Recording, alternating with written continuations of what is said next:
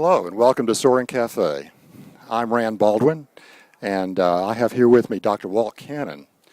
Walt has been a glider pilot for many decades and he's also the keynote speaker here at the 2012 Soaring Society of America convention in Reno. And Walt gave a talk this morning in his keynote address about soaring the first 80 years. It was really a fascinating look at the history of soaring in the United States, and Walt is professionally as a thoracic surgeon at the Stanford Medical Center. And Walt, welcome to Soaring Café. Thank you. Rand has asked me to talk a little bit about what my soaring career has been like. I started out as a 13-year-old boy when I wrote a letter to Paul Schweitzer and asked him about soaring and whether I could learn to fly. And his response, which was incredible since he was the president of the Schweitzer Aircraft Corporation, was, "When you're old enough, come out to the soaring school in Elmira and we'll teach you to fly." And in 1954, as a 14-year-old kid, I did indeed go to the Schweitzer Soaring School and learn to fly. And that's exactly what happened. I learned to fly and soloed at age 14 with Bernie Karras as my instructor. The next summer, I went back to Elmira and flew more in the 222, but was also allowed to fly the 126, which was a major move forward for a 15-year-old kid. The 126 was a much easier and very pleasant glider to fly, and I actually flew flights of 2 and 3 hours that summer. Over the years, I've done more and more flying, but in the when my brothers and I were about 16 or 17 years old, we bought a Schweitzer 119 glider, which needed restoring. We got the advice from a local mechanic who spent about a year going back and forth between our house and his shop, and he led us through the entire restoration process of this glider, which we then flew for a couple of years before we eventually graduated up to flying 126s and eventually a 123, which we bought from the Schweitzer company. Right after college, I went on to medical school and became a thoracic surgeon and moved to California, where I've been a clinical professor of thoracic surgery at the Stanford Medical Center. My first national gliding championship was in 1963 when I flew a Schweitzer 123 in Elmira. This was a very thrilling experience to be able to fly among the best glider pilots in the country over terrain that I knew reasonably well at the time. Since that time, I've moved from a 123 to an ASW 20 to a Discus B and now a Discus 2B. I continue to fly nationally and regionally in these contests. But the other aspects of flying that I've been involved with is with the restoration of vintage gliders. There are many vintage gliders in this country that need restoration that are languishing in garages, will soon be forgotten. However, in the process, I initially restored the Schweitzer 121 glider, much to the delight of the Schweitzer Corporation, because this is a glider that was languishing in a hangar in eastern Washington, and nobody seemed to care about it. Once it was reintroduced to the soaring world and to the Vintage Soaring Association, it has become a very popular glider.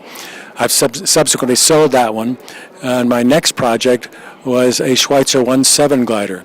The 17 glider was the 7th model glider that the Schweitzers had built in 1937. And it had been eventually abandoned in the Mojave Desert. Fortunately, it was in the Mojave Desert because the structure was still completely intact, although it was metal construction.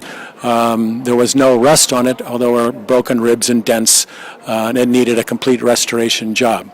And this was completed to be able to fly in the International Vintage Soaring Meet in year 2000. The Schweitzers were even more delighted to see this glider fly because it was the oldest original Schweitzer glider in existence.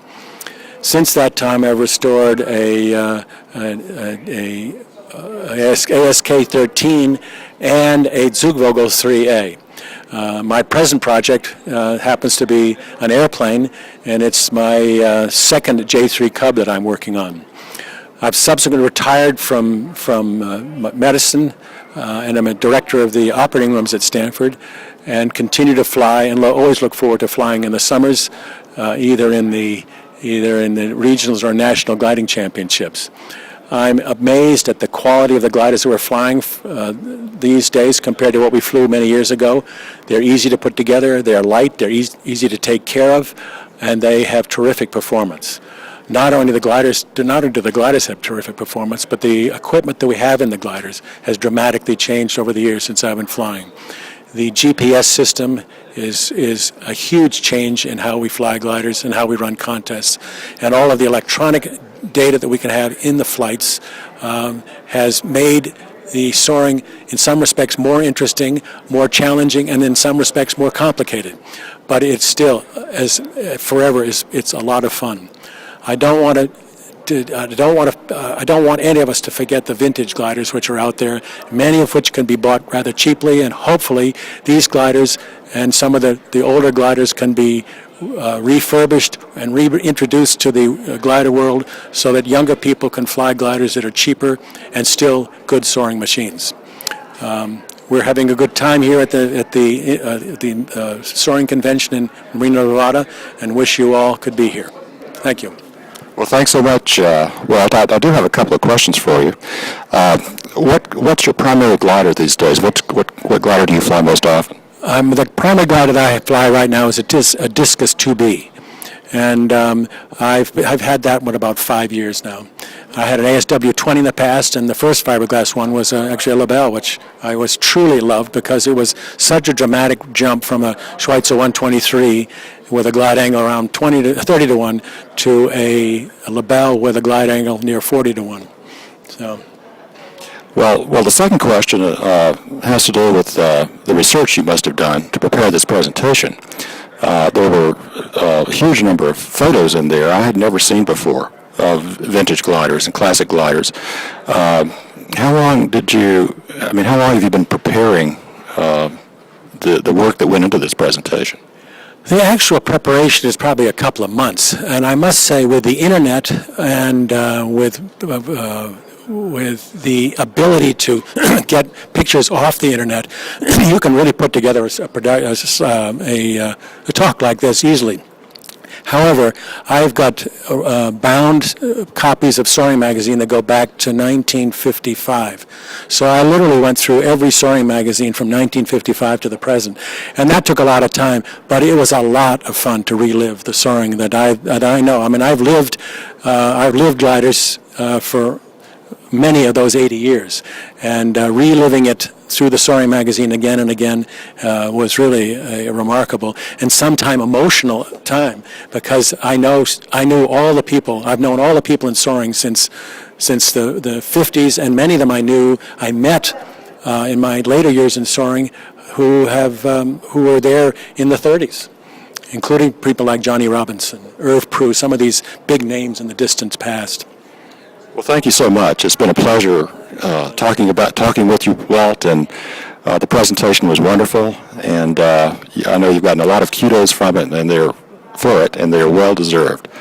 Thank you very much, Rand. Well, thanks for sharing this with us on Soaring Café. I'm Rand Baldwin, reporting from the Reno Sparks Convention Center in Reno, Nevada, for the Soaring Café.